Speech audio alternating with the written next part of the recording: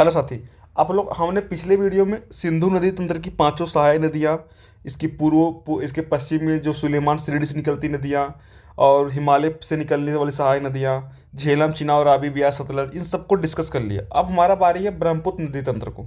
ब्रह्मपुत्र नदी तंत्र जो है इसको पढ़ेंगे तो ब्रह्मपुत्र नदी जो है ये साथी कहाँ से निकलती है? ये भी तिब्बत के मानसरोवर झील से निकलती है। तिब्बत के मानसरोवर झील के चेमा युंडुंग ग्लेशियर से निकलती है। चेमा युंडुंग ग्लेशियर से निकलती कौन? ब्रह्मपुत्र नदी। ब्रह्मपुत्र नदी को अलग अलग से अरुणाचल प्रदेश में इसको दिहांग कहते हैं, तिब्बत और चीन में इसको सांगपो कहते हैं। तिब्बत और चीन में इसको क्या कहते हैं? सांगपो कहते हैं। असम में, भारत में जब ये प्रवेश करती है तो इसको ब्रह्मपुत्र कहते हैं, ब्रह्मपुत्र कहते हैं। और बांग्लादेश में इसको जमुना नाम से पुकारा जाता है। बांग्लादेश में से जमुना कहा जाता है, जमुना। तो ब्रह्मपुत्र नदी के उद्गम को लेकर ऐसा लगता है कि कहीं से भी इसमें चेमा युंडुंग ग्लेशियर भी सही है, राका और मानसरोवर झील भी सही है, तिब्बत से निकलती है ये भी ऑप्शन देता है, ये भी सही है। फिर एक एक आंगसी ग्लेशियर है, आंगसी ग्लेशियर दे दिया कि वहाँ से निकलती है, तो वो भी सही है भैया, आंगसी ग्लेशियर से भी निकलती है, कोई दिक्कत की बात यहाँ पर भी नहीं है। ठीक है। फिर कैलाश पर्वत श्रेणी दे दी तो वो भी सही है, कैलाश पर्वत श्रेणी से भी निकलती है, क्योंकि सब आसपास में है। कुछ लोग यहाँ मानते कुछ वहाँ मानते हैं, तो कुछ भी सही है, सब सही है। फिर ब्रह्मपुत्र के बारे में एक बात यह है कि ब्रह्मपुत्र एक पूर्ववर्ती नदी है। जब ये सांगपो से होकर, मतलब कि तिब्बत में सांगपो से गुजरती है, फिर अरुणाचल प्रदेश के पास पहुंचती है, तो ये साउथ ईस्ट मुड़ती है। साउथ ईस्ट मुड़ेगी तो वहाँ पर नामचा बरवा पर्वत है। ये अगर ये भी ध्यान देना चाहते हैं कि ये इंडो सांगपो सचर जोन में ही बहती है, जो ट्रांस हिमालय और बृहत हिमालय के बीच में बनता है। तो वहाँ से बहते हुए ये जब ये नामचा बरवा पर्वत को काटते हुए साउथ ईस्ट मुड़ती है, तब ना साउथ ईस्ट मुड़ती है। नामचा बरवा काटते हुए जब अरुणाचल प्रदेश प्रवेश करती है, तो वहाँ पर उसे दिहांग दिहांग गार्ज बनाते हुए अरुणाचल प्रदेश से निकलती है। फिर ये असम में पहुँचती है ना, असम में जाकर इसका नाम पड़ता है फिर ब्रह्मपुत्र। उसके पहले था, हम लोग तिब्बत में सांगपो देखे, अरुणाचल प्रदेश में जब ये दिहांग गार्ज बनाती है, इसको दिहांग नाम से, दिहांग नदी नाम से जाना गया। फिर जब ये असम में प्रवेश करती है, तो असम में जो है इसको इसको क्या कहा गया?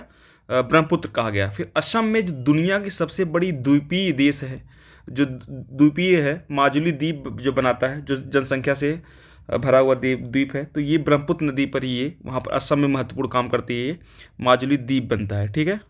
फिर साथ ही जब असम में ब्रह्मपुत्र हो बन के सीधा सीधा सीधा फिर असम से बाहर धुबरी नामक स्थान से निकलती है, बाहर असम से निकलती है, फिर ये बांग्लादेश में प्रवेश करती है, जहाँ पर इस ब्रह्मपुत्र जी को क्या कहते हैं? जमुना। तो बांग्लादेश में जमुना, वहाँ पर तिब्बत में सांगपो, अरुणाचल प्रदेश में दिहांग, फिर ब्रह्मपुत्र, फिर जमुना। ठीक। ये बहुत। फिर जो बांग्लादेश में जब ये जमुना बनती है, फिर आपको पता ही है, फिर उधर से जो गंगा नदी तंत्र है, ये बांग्लादेश में पद्मा नाम से पुकारी जाती है। तो अल्टीमेटली कहाँ ये जो जमुना है, मतलब ब्रह्मपुत्र है, ये जाके पद्मा में मिल जाती है। फिर ये पद्मा नदी आगे चलकर जो बराक नदी सिस्टम से बनती है, मेघना नदी, तो मेघना नदी में जाकर ये सारी नदियाँ मिल जाती है।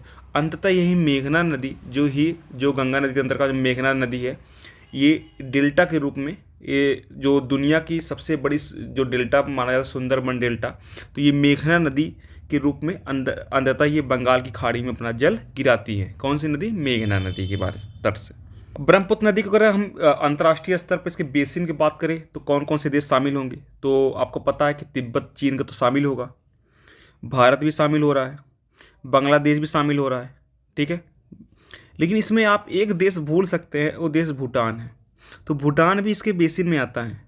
ब्रह्मपुत्र के बेसिन में कौन कौन से देश में? भूटान भी आएगा, क्योंकि आपको पता है कि जो इसके दाएं तट की सहायक नदी में एक नदी मिलेगी, संकोश नदी, जो भूटान की महत्वपूर्ण नदी है। ये भूटान से निकल रही है। देखो बेसिन तो क्या कहते हैं, जहाँ से नदियाँ सहायक मिल रही हैं उसको बेसिन कहते हैं। तो ये संकोश नदी जो भूटान की है, ये आके ब्रह्मपुत्र में मिलती है, तो भूटान भी है, याद रखने का। फिर साथ ही ये क्वेश्चन बनता है कि आखिर इसके इंडिया में पूछा जाए तो इंडिया में कौन कौन से इसके बेसिन एरिया है? तो अरुणाचल प्रदेश तो है ही, तो लेकिन ध्यान देना, दिखने में लगता है कि सबसे ज़्यादा ये बह रही है असम में, लेकिन ये इसका सबसे ड्रेनेज सबसे ज़्यादा कहाँ जानते हो? अरुणाचल प्रदेश में। तो अरुणाचल प्रदेश फिर असम है। फिर उसके बाद आपको पता होगा कि सिक्किम में आएगा, क्योंकि सिक्किम भी इसके अपवाह क्षेत्र में आता है। तीस्ता नदी जो है सिक्किम से आके इसमें मिलती है दाएं तट से। ठीक है।